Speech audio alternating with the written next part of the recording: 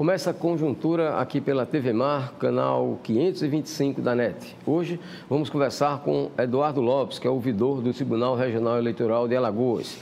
Também com Emanuel Fortes, vice-presidente do Conselho Federal de Medicina. E também com Fernando Sérgio Lira, prefeito de Maragogi e vice-presidente da Associação dos Municípios Alagoanos. Aguarde só um instante.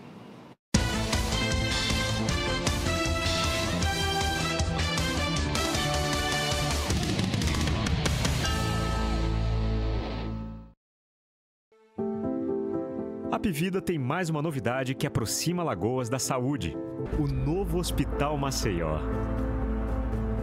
Você próximo do maior investimento em saúde de Alagoas. Um dos sistemas mais modernos e inteligentes do país. E de uma equipe médica de referência. É o povo alagoano com saúde pra valer. Apvida, saúde pra valer.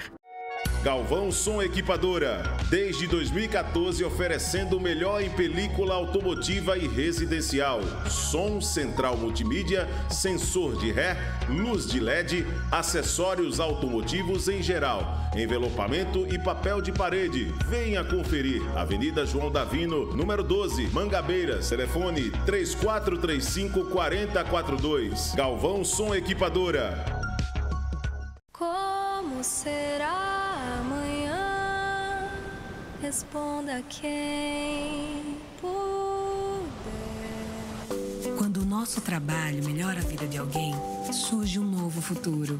Quando uma empresa se preocupa com o planeta, é pelas futuras gerações. Equatorial, pelo futuro, todo dia. Como será?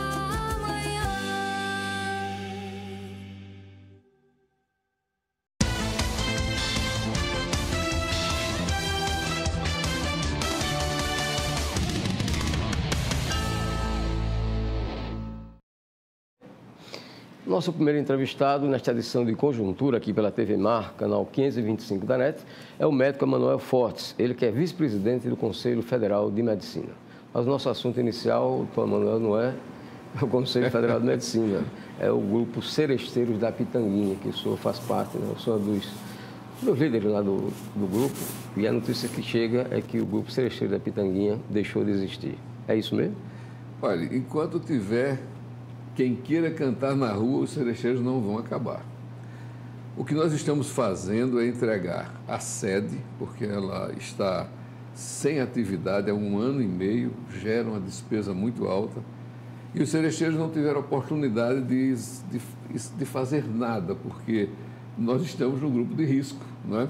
Então, os seresteiros pararam efetivamente esse 1 ano e meio, e a outra coisa é que nós estamos tornando inativa a associação. Nós temos uma sociedade, que é o Seresteiros da Pitanguinha, né? Mas a gente está inativando para poder deixar de pagar ter as despesas dos impostos. Agora, o futuro é incerto, né? Agora, uma coisa a gente pode dizer ao povo: os seresteiros vão para a rua, sim. Passou a pandemia, a gente começou na rua, na biqueira de uma casa, tinha somente como ponto de partida e um sanitário lá no fundo para as pessoas que saíam e voltavam utilizar. Então, pode ter certeza de que a serenata na rua não acaba, e subir no palco basta ter boa vontade, porque não precisa de pessoa jurídica para subir no palco. E com relação a aqueles bailes famosos, tradicionais do Seresteiro da Pitanguinha? Olha, a serenata, naturalmente, não vai ter condições de fazer mais uma empreitada, um empreendimento daquele sozinho, como a gente fazia, com pouquíssimos apoios. Um dos apoios que a gente sempre recebeu foi do governo do Estado, o Centro de Convenções. Então, isso era uma ação benemérita que possibilitou a gente passar 17 carnavais fazendo um baile extraordinário. Mas também subir no palco, ensaiar, subir no palco em algum desses palcos que Alagoas dispõe, também não é problema. Basta ter saúde e voz. Então, vamos ver se a gente, no próximo carnaval, já está. Sabe que a gente tem um bloco, botou na rua, tem um bloco que saía lá no Jaraguá. E nos últimos 10 anos a gente saiu no domingo de carnaval, às 18 horas em ponto, lá pela Pitanguinha. É um arrasta 2, 3 mil pessoas. Então, quem acompanha o Seresteiro vai ter que aguardar só um pouquinho. Só um pouquinho. Passa a pandemia, confiando que as vacinas tragam essa imunidade que proteja, então a gente sai. Por falar em vacina, o senhor, como vice-presidente do Conselho Federal de Medicina, o que é que acha das providências que têm sido tomadas pelo governo federal no que diz respeito à pandemia? Olha, a gente tem que dividir várias questões, várias estratégias que o Conselho Federal de Medicina tem acompanhado. As políticas relativas às ações não medicamentosas, elas têm um espectro, e a gente escreveu desde o início a questão do distanciamento, a questão da higienização das mãos, as máscaras, tudo isso é fundamental. Nós vivemos uma época de incertezas. Nenhuma ação é absolutamente correta, porque todas elas geram dúvidas. Tem pessoas que dizem, bota máscara, tira a máscara, não é nada disso não. A gente tem que fazer o quê? O que está à disposição como saber. E o Conselho Federal de Medicina acompanha, incentiva todos esses cuidados. Com relação às vacinas, nós tivemos a prudência, a precaução de dizer sempre, o Conselho Federal de Medicina, nesse aspecto, obedece o que a lei brasileira recomenda, que é a Anvisa autoriza. Se a Anvisa deu garantias, mesmo numa condição excepcional, porque as vacinas não sofreram a testagem adequada, como naturalmente se espera, de qualquer produto que se coloca à disposição sem que tenha passado pela experiência, né, que a ciência determina. Mas a urgência, ela exige providências e a Anvisa, ao liberar, garantiu à população brasileira que pode utilizar as vacinas porque existe um benefício que pode ser esperado com um baixo risco de dano. Doutor Manuel, essa pandemia trouxe uma polêmica muito grande com relação ao chamado tratamento precoce. Né? Qual é a posição do Conselho quanto a esse tratamento? Olha, o Conselho Federal de Medicina se posicionou desde o início defendendo a autonomia do médico escolher prescrever ou não. Não se trata de dizer defendo ou condeno. Se trata de dizer, se você considera que tem conhecimento suficiente para instituir a terapêutica, com a anuência do paciente, você pode prescrever. Aquele que não quer prescrever, do mesmo jeito, tem que dizer ao paciente que os cuidados que ele vai dar não envolvem um tratamento medicamentoso para aqueles sintomas iniciais. Essa é a defesa que o Conselho Federal de Medicina tem feito intransigentemente, porque a medicina tem 2 pilares, Flávio. Primeiro, a autonomia. E segundo, o sigilo. No dia que a medicina e os médicos perderem a capacidade de decidir o que ele considera melhor para o seu paciente, ele vai deixar a medicina vulnerável, porque qualquer pessoa vai poder dizer o que ele pode ou não fazer. E um médico é formado para fazer o bem. Nenhum médico escolhe fazer o mal. O maior dano que um médico sofre na vida é ver questionado em qualquer instância, quer no Conselho de Medicina, quer na Justiça, a sua idoneidade. Eu julgo os médicos. Eu estou há 32 anos entre o Conselho Regional de Medicina e o Conselho Federal. E uma pergunta, uma sindicância, que é um mero instrumento investigativo que não necessariamente vai resultar no indiciamento, causa um dano moral no médico que a sociedade não imagina, que as autoridades não imaginam. Então, a gente defende o Conselho Federal de Medicina, o presidente, inclusive, hoje vai estar no programa jornalístico, falando com uma banca de jornalistas para dizer exatamente isso. As certezas ainda carecem muito, tem um longo caminho. A gente espera que nos próximos 5, 10 anos a gente venha ter certeza sobre essa pandemia. Mas, nesse momento, a gente tem que estar unido. Nós precisamos estar irmanados na defesa da vida. E eu queria dizer, com relação ao patrulhamento, inclusive por parte da imprensa, quanto àqueles profissionais de medicina que têm prescrever e continuam a prescrever esse tratamento precoce. Olha, a imprensa cumpre o papel. A imprensa, ela também tem liberdade para dizer e pensar as coisas. O que a imprensa não pode ter nesse arvorar é de escolher as condutas que o médico vai adotar. Isso não. O limite está no respeito, do mesmo modo que a gente respeita a liberdade da imprensa, a liberdade do Ministério Público, a liberdade da Justiça, de escolher os seus caminhos, nós cobramos na mesma proporção. Respeitem os médicos, respeitem a medicina. O dano, quando ocorre, é cobrado. Mas se não existe dano, você não pode cobrar. E o parecer do Conselho Federal de Medicina, conferindo autonomia, enfatizou, em primeiro lugar, a beneficência, a não maleficência. Então, as escolhas precisam ser feitas visando o bem e no mínimo de danos que possa acontecer, porque até água demais faz mal. Bom, do ponto de vista do Conselho Federal de Medicina, uma pergunta bem objetiva. Medicamentos como ivermectina e cloroquina causam problemas ao paciente ou não? O Conselho Federal de Medicina estuda o perfil dos medicamentos, como a vacina, por exemplo, que é um experimento. A vacina ainda não é algo que tenha o seu perfil definido, porque a fase 3 está sendo aplicada agora mundialmente em anima nobile, quer dizer, no ser humano. E o Conselho Federal disse, tem autonomia para escolher tomar. Está aí a vacina ofertada à população para que ela se imunize e tenha certeza de que os ganhos virão depois. Do mesmo modo, os medicamentos reposicionados. E eu posso falar com a maior tranquilidade, por quê? Porque em 2016, respondendo à indagação de várias Unimedes do senador Eduardo Suplicy, eu fui relator de um parecer, o parecer 2 de 16, que trata do tratamento off-label. O que é o tratamento off-label?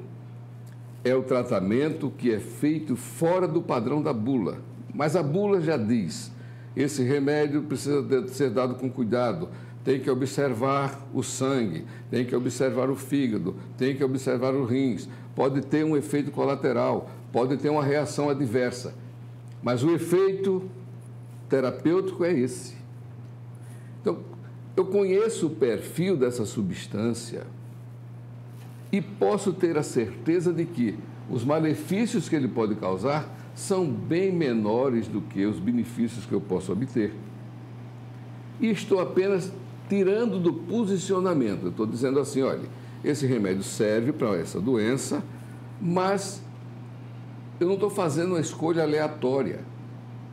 Todo médico tem a percepção da fisiologia, que é o funcionamento do organismo, da fisiopatologia, que são as alterações que ele sofre no processo de adoecimento, e da fisiopatogenia, que são os ajustes que vão acontecendo na relação com a enfermidade. Então, eu tendo esse conhecimento, eu conhecendo o perfil farmacocinético, farmacodinâmico das substâncias, eu posso dizer, eu vou empregar essa substância aqui, porque o mecanismo de ação dela se coaduna com as respostas que eu posso obter baseado no meu conhecimento de fisiopatologia e de fisiopatogenia. É exatamente isso. Nós precisamos ter calma, sossego. Nós deveríamos estar todos irmanados dizendo, existe uma chance de se fazer alguma coisa. Então, garanta a autonomia de quem deseja prescrever e o dano, se acontecer, ele pessoalmente, aí sim vai responder pelo eventual dano. O presidente Jair Bolsonaro talvez tenha sido, não terminou o mandato ainda falta 1 ano e meio de mandato, ele já mudou, me parece, 4 ou 5 ministros da saúde. Qual a avaliação do senhor sobre os ministros que passaram, e ainda o atual, do governo Bolsonaro? Olha, o Conselho Federal de Medicina esteve e estará sempre à disposição das autoridades, independente do presidente, de quem quer que seja, porque nós estamos ao lado da população e dos médicos para garantir a melhor medicina. Então, a gente não opina sobre as questões relativas a colocar ministro, trocar ministro. O que a gente opina é o seguinte, vou dar um exemplo bem simples. Para implantar uma UTI no Brasil, as regras são rigorosíssimas. E nessa pandemia, para se adaptar às UTIs, ao perfil das UTIs, às necessidades do povo, nós levaríamos 2 anos fazendo a edificação. 2 anos. Porque tem que derrubar parede, fazer parede, tem que ter distanciamento, tem que ter toda uma infraestrutura. O que é que o Conselho Federal de Medicina fez? Nesse período de pandemia, desonera algumas exigências para poder viabilizar a implantação das UTIs, e Alagoas abriu mais de 500 UTIs. Aliás, isso é uma coisa que eu faço questão de registrar. O governo de Alagoas, ele foi dos poucos no Brasil que investiram numa infraestrutura permanente. Além dos hospitais, as UTIs que foram abertas vão servir à população passada a pandemia. Então, o que nós fizemos foi isso. Então, a nossa posição no Conselho Federal de Medicina é dizer não pode ou pode. Então, é essa a atitude que a gente tem tomado com toda tranquilidade, todo sossego. Bom, mudando completamente de assunto, no ano passado o senhor foi candidato a vice-prefeito de Maceió na chapa do deputado Davi Davino Filho. O senhor pretende, infelizmente não conseguiu ser eleito, o senhor pretende seguir a carreira política? Rapaz, essa é uma pergunta difícil, porque a minha tarefa no Conselho Federal de Medicina é uma tarefa que toma muito tempo, me absorve muito. Eu cuido de dois aspectos fundamentais para a medicina. As estratégias do Departamento de Fiscalização, que constrói as regras para a medicina brasileira desde 2009, que eu cheguei no Conselho Federal de Medicina, que eu me dedico a isso. Construindo essas regras, quer dizer, tira da UTI essas exigências para poder abrir com celeridade os leitos. Então, hoje a gente tem um volume imenso. Eu estou na última etapa de um trabalho que vai facilitar demais, que é usar tablets para fazer os escrutínios, ver quem tem segurança, quem não tem. E a propaganda e publicidade médica. Eu sou o coordenador da CODAME Nacional e agora a gente está num processo de reescrever os modelos de propaganda médica, porque a propaganda precisa ser periodicamente revista em virtude desses veículos de comunicação, da celeridade com que as coisas acontecem. Então, isso me toma um tempo muito grande. Agora, eu fico numa encruzilhada porque não é pessoalmente, eu não tenho desejo pessoal nem de poder, nem de nada. Eu acho que galguei os postos que me era possível galgar dentro de uma estratégia de vida que não tive. Eu fui chegando nos locais e fazendo Serenata da Pitanguinha, Conselho de Medicina, Associação de Psiquiatria. Mas o Brasil precisa muito de uma reflexão sobre as leis que escreveu. Alienígenas. Você, advogado, é procurador, conhece muito bem. Escreveram leis que não estão no perfil cultural do povo brasileiro. E você não pode destruir uma cultura. Você não pode trazer coisas de um mundo que não é o nosso e implantar como se aquela forma de pensar fosse a forma mais adequada ao povo. Então, o Brasil hoje é um país esfacelado, tanto pelo não respeito às leis. Nós temos leis escritas na medicina, leis e leis e leis, e os juízes teimam em dizer, não, o médico estão invadindo a medicina. Não, senhor, o médico é egoísta, não quer deixar ninguém fazer o que é dele. Ora, tem lei dizendo que somos nós que temos a competência. Então, quando eu vejo esse cenário, eu fico tentado a concorrer a um cargo eletivo federal, porque é lá onde você pode influir e escrever leis que edifiquem novamente a nossa nação.